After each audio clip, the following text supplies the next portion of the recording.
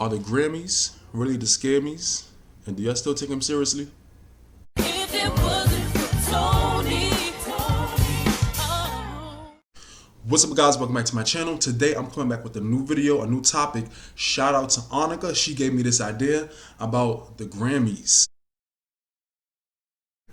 You know, the snubs and the history and different artists that don't have Grammys that deserve some. You know, they have nominations, but they don't have no wins. And it's just the whole politics of the Grammys and the whole scam of the Grammys, in my opinion. But we're going to get into it. As you can see from the title, I want to talk about artists that I believe have been Grammy snubbed throughout the history of time. What do y'all think about the Grammys? Do y'all still believe in the Grammys? Do y'all still care about the Grammys? Do y'all still watch the Grammys? Because that's another thing. Like, what are some Grammy snubs that you feel strongly about? You know, let's talk about it. Let's talk about it. Before I get into it, my thing with the Grammys, my history with the Grammys is I never really paid attention to the Grammys until 2009, which is when Michael Jackson passed, and it was like every award show was giving him tributes. 2009, I always knew about the Grammys. My mother, my parents, and my grandmother watched it here and there, but I never really paid attention. But when Michael Jackson was getting his tributes, from then on, 2009 on, that's when I really started paying attention. And, I was in high school, so then I was paying attention to different artists and who won the Grammys, who was nominated. That's when I became a real big, watcher of the Grammys. But over time, it's been, because the thing with the Grammys is you have your favorite categories, your favorite genres, but then it covers the whole wide scale. It's the whole entire, so, it's a lot of bathroom breaks you take when you watch the Grammys, if you watch the Grammys. And it's over the last few years, it's been a steady decline, to the bottom of the ocean. It has its little moments, it has its peaks, it has its highlights, but the Grammys overall is just like, I always thought, because it's so many rumors, so many speculations. I always thought that the Grammys, the people that voted for the Grammys, look like this. But come to find out, the Grammy Voting Academy is consisted of a lot of different people. Musicians, producers, artists, music professionals, and whatever sense that is, and students. Because the Grammys, they have this academy thing where students can join, and it's a program. It's a lot of people involved with the voting of the Grammys. It's not just, that makes it even more interesting. Or throughout the history of time, different artists and different albums or different songs that I feel have been snubbed. And first, y'all already know. We're gonna talk about Aaliyah. Now, yes, Aaliyah nominated 5 times, but she won none.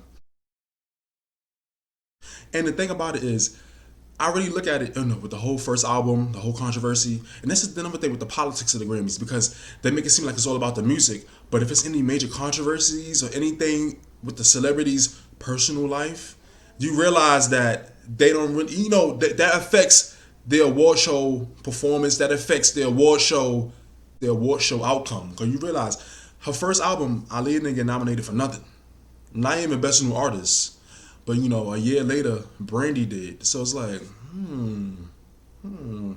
But then One in a Million didn't get nominated for nothing. That's another, as groundbreaking as that album is, and everybody talks about it now. Oh, that was a groundbreaking album, best album, one of the top 100 albums from the 90s, and all this other stuff. It didn't get nominated for nothing. Not in no R&B categories, no singles, nothing. So it's like, that's another. Get into her first nomination, Are You That Somebody? And here's the thing, Are You That Somebody? The thing is, they kept nominating her for Best R&B Vocal Performance. Just the same thing with Try Again. And Try Again, to be honest, was a pop song. So why they nominated for female R&B? Oh, because Aaliyah is black, right? Go figure. Different things, so many different angles, so many different ways you can think about the Grammys and the nominations. And why do you think, okay, this person was nominated, but why didn't they win? They kept nominating Aaliyah for Best Female R&B Vocal Performance.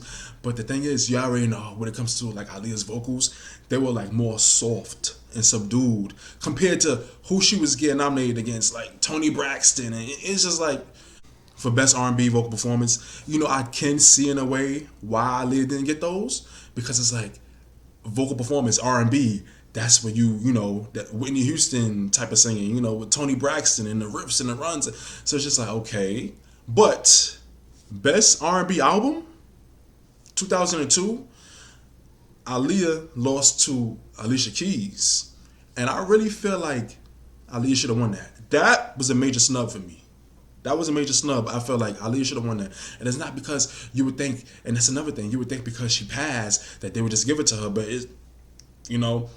But another thing is, Aaliyah had Barry Hankinson in Blackground. Alicia Keys had Clive Davis and Arista. So it's like, come on, like y'all already know the history of Barry Hankinson. And if you know about Clive Davis, and the thing with Alicia Keys is that she was a new fresh face, and she knew how to play the piano, and she was a songwriter, and it was just all that added up, and it was just like in a way that edged Aaliyah out from winning. And that's I said, the Grammys is unpredictable, and like me, I know a lot of people, it's a love-hate relationship with the Grammys. When your favorite artist wins, your favorite song wins, your favorite album wins, it's the Grammys. It's it's so much hype about it. You like the Grammys, but when they don't win, it's a snub. Like, I'm doing this video. It's like, the Grammys are trash, the Grammys are whack. Who cares about the Grammys? The Grammys don't mean nothing. It's just an award, blah, blah. And it's like, I find that interesting because, for example, this is just an example. Beyonce, she just won her 28th Grammy. 28 Grammys, her fans, that's a big bragging right, right? But it's so funny because in recent time, when she lost Album of the Year to Adele, and I remember she lost it to, I think it was that guy Beck or whoever back, for a few years ago, when she lost certain Grammys, and people, it's a big snub. People would say, the Grammys are trash, the Grammys are whack, who cares about the Grammys? But now all of a sudden, she got her 28th Grammy, and now it's like, that's the biggest bragging right, one of the biggest bragging rights you see a lot of her fans using. Like, so it's just like, it's that love-hate relationship where it's like, you win a Grammy, you make history at the Grammys, it's a big thing. But then you lose a Grammy, you get snubbed, and it's like, the Grammys are trash, the Grammys are whack, who cares about the Grammy? So you know what I'm saying? Like, what do y'all feel about that? How do y'all feel about, your favorite artist winning the Grammy or not? Moving on to the next major snub, I feel, is Michael Jackson and his Bad album. It's my theory. Let me know what y'all think. I feel like, y'all know Thriller. Michael Jackson made history, 8 Grammys in one night, and everything. Thriller was a monster, mega success. It was a juggernaut. Thriller had such a success that couldn't be denied. So if he didn't win those Grammys, that would have been a major uproar, right? So I feel like, in a way, the Grammys know who to play with, who not to play with, what albums and songs to play with, and what albums and songs not to play with. Thriller was too much of a success for them not to give him those awards. And it was a cultural shift. It was a cultural movement. It was a history record-breaking moment in time. So the Grammys was just like, all right, they had to hype it up. They had to give him the awards. He deserved them, right? But I feel like 5 years later, with Bad, the 1988 Grammys, I feel like in a way, they was like, okay, Michael, a few years ago, we gave you your props with Thriller. Now we're gonna invite you to the show. You're gonna perform, and he gave a performance of a lifetime.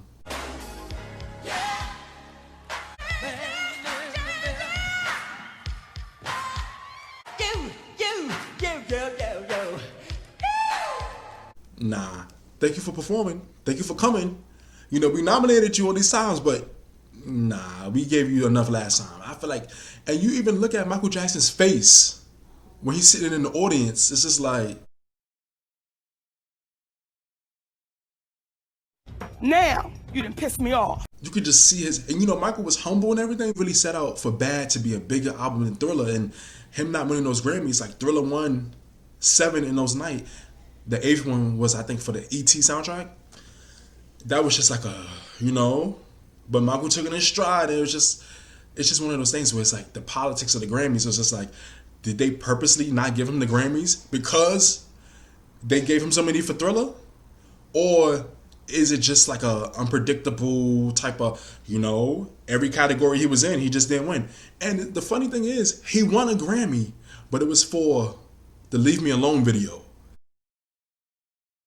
And the video was fire. The video was dope. The video was revolutionary. Leave Me Alone video.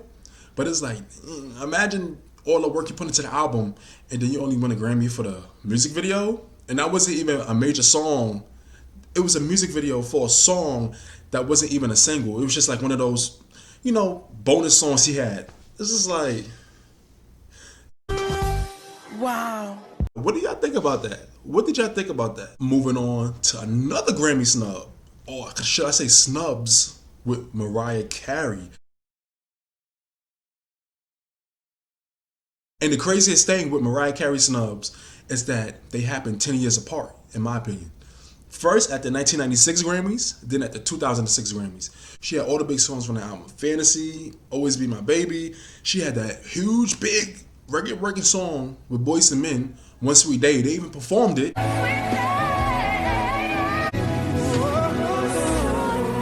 She was looked at as like a definite winner. Like, even if she didn't win all of them, she was going to win at least one or two or three or four. Tell me why Mariah Carey sat there through the whole show and then win nothing. No More I Love Yous, Annie Lennox. Daydream. Mariah Carey. Aaliyah and Mariah Carey. Aaliyah and Mariah Carey. Daydream, Mariah Carey. Producers. Then, 2006. This is supposed to be her comeback era. We Belong Together. The Emancipation of Mimi. That was a big album. I remember that. She did win some Grammys for that, but she lost the major categories like Record of the Year, Song of the Year. We Belong Together. We Belong Together was the biggest song of that year, but she lost to a U2 song, I think. And it's just like, and just because a song is more popular or whatever, that don't mean that it gotta win Record Song of the Year. But it's just like, it really makes you wonder, like, what is the thought process when these people be voting? Because, what? Another Grammy show where Mariah Carey performed and she gave an iconic performance. Nor leave you alone. Trust him.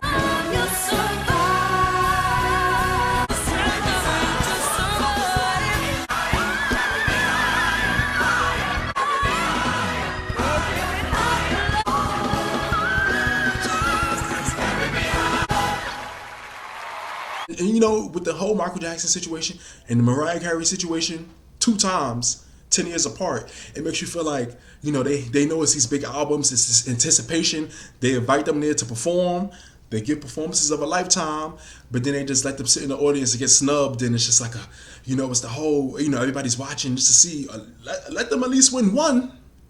And they don't win nothing.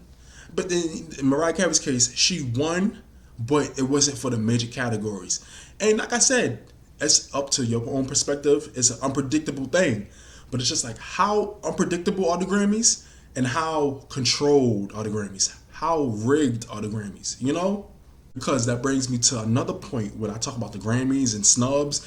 And you think about, there's a whole lot of artists in recent time, who they've been nominated many times. But then when you go and look them up, you'd be like, wait, such and such don't got a Grammy? Such and such don't got a Grammy? What? Another example, Nicki Minaj. Now, you don't gotta be her biggest fan. You don't gotta be a fan of hers at all. The fact that Nicki Minaj does not have a Grammy is crazy. Because just from my perspective, because you don't have to, like I said, you don't have to be a biggest fan, but look, I remember towards the end of 8th grade when she was becoming real popular and all the girls in school was talking about her, and she still had the pink tracks in her hair and all that stuff. I graduated college a few years ago. Nicki Minaj been out for a while. Just that whole timeline, I'm like, and when I sit and think about all the songs and all the features and everything she's done musically, and you mean to tell me she didn't win not one Grammy for at least, even if it wasn't a solo, not for a duo, collaboration, rap, song, like nothing. And it's just like, wow. She had that controversial Grammy performance.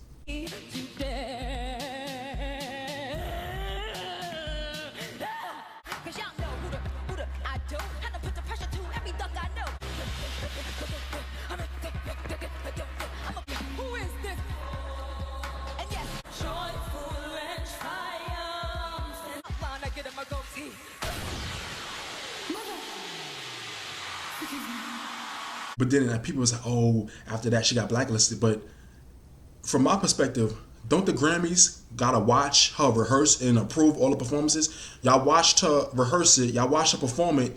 Pretty sure many producers seen that. Y'all let it fly, but then all of a sudden, you know, it get controversy, it get backlash. Now all of a sudden she's blacklisted, allegedly. And it's just like, wow. All the music Nicki Minaj has did, no Grammys at all. But then you have Cardi B. She comes out of nowhere, basically. You know, she was big on social media. She was on Love and Hip Hop. She decides to start making music and start taking it more seriously. And then all of a sudden, her first album, she wins a Grammy. And, you know, Atlantic Records has been said to, you know, be pushing stuff because we're going to keep going. Then you have Megan Thee Stallion.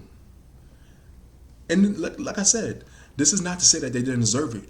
At the end of the day, no matter what we think or what I think, they still won the Grammys. It is what it is. But it's just like, you think about it, Megan Thee Stallion, this is like her first major thing, her first time getting nominated, just like Cardi B. You know, then she wins these Grammys. She wins the Grammys.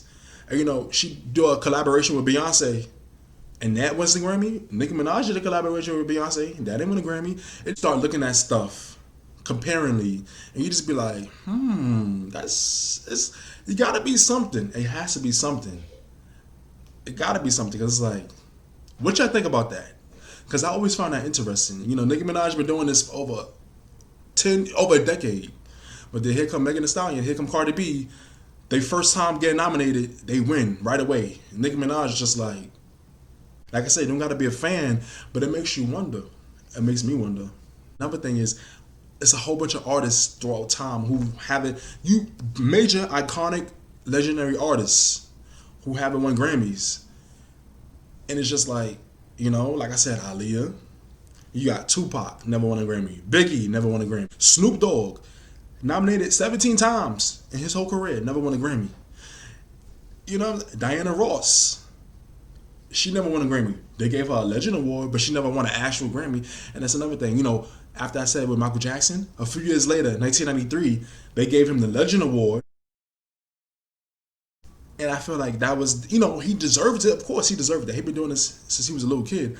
But it's just like, you take the pieces of things and you lay them all together. You just be like, you know, you start coming up with your own theories. It's like, what do y'all think about the Grammys? There's like so many different articles about the top artists that never won Grammys, and you'll be surprised who's on the list. You know, is it an unpredictable thing where it's just like, you know, every category they was nominated in, they just wasn't lucky enough to win? Or is it sometimes rigged, you know, by the artist behind the scenes, by the record label behind the scenes? Is it some type of political thing? Or, you know, with Nicki Minaj, she got blacklisted. Like, it's, you know, it makes you wonder. Certain artists don't have no Grammys, and certain artists got all these Grammys in the world. From my perspective, the thing is, you know, the Grammys, I take it for what it is. It's an award show, it's an accolade. Of course, any major artist would want to win a Grammy. It's the equivalent of an Oscar or a Tony Award. But it's just like, you know, you take it or leave it. Like, a Grammy is not the end of the world. A Grammy isn't everything. You know, you enjoy the artist for what they did. You enjoy their work. You enjoy their music. That's all that really matters. Even to the artists, you know, you enjoy the music that you put out for the masses, for the public. That's all that really matters. If you don't win a Grammy for it, if you don't get nominated for a Grammy, it don't matter. As long as you enjoy the music, as long as you enjoy making the music, that's all that really matters to me. What are y'all opinions on the Grammys and the whole politics of it? Do y'all think the Grammys are rigged? Or do y'all think it's just an unpredictable voting system? What are y'all opinions on it? And I want to know, do y'all agree with me on the Grammy snubs that I listed? I want to know, what are some other major Grammy snubs that I didn't list that y'all always think about, or that y'all think was unfair, or that y'all think, no, such and such should have definitely won this, but they gave it to this? You know, let's talk about it down below. Let's get this discussion started. And, you know, let's really talk about the Grammys. And do y'all still take the Grammys seriously? Do y'all still watch the Grammys? Let's really talk about it down below, because this should be a really interesting discussion. So anyways, guys, please don't forget to comment, like, subscribe, and hit the notification bell. Thank you for watching and listening. I'll see y'all in the next video.